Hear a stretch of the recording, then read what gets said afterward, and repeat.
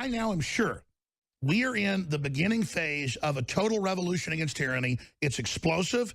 It's powerful. It's seismic. Nothing has ever been seen like this before.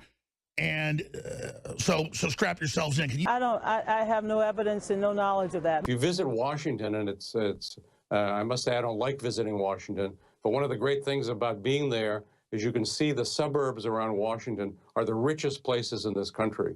Mansions, limos, fanciest stores and restaurants. Nothing wrong with that stuff if it's produced through the market.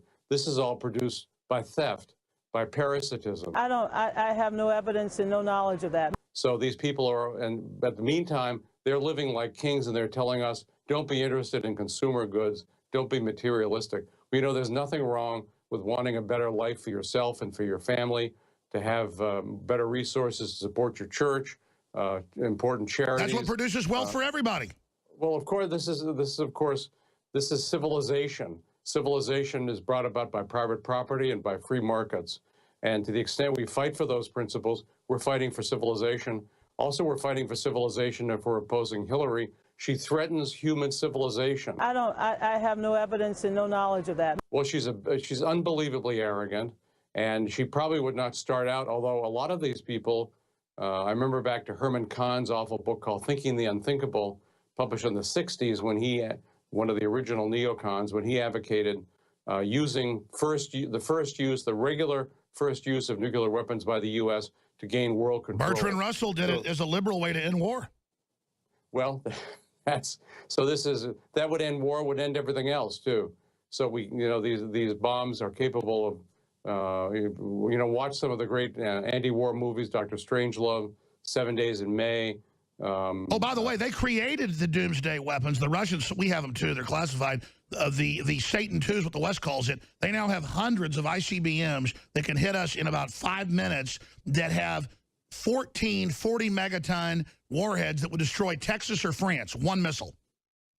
No, it's true. It's horrific. These things are, of course, evil.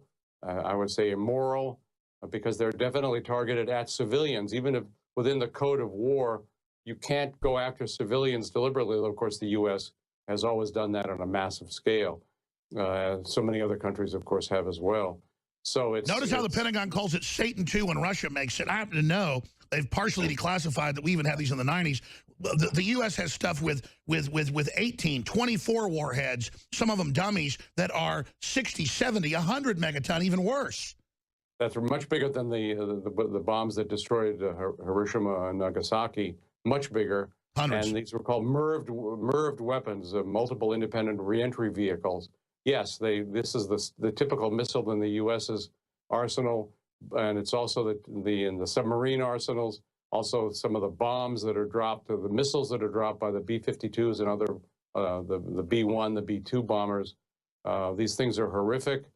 We got this close during the Cuban Missile Crisis.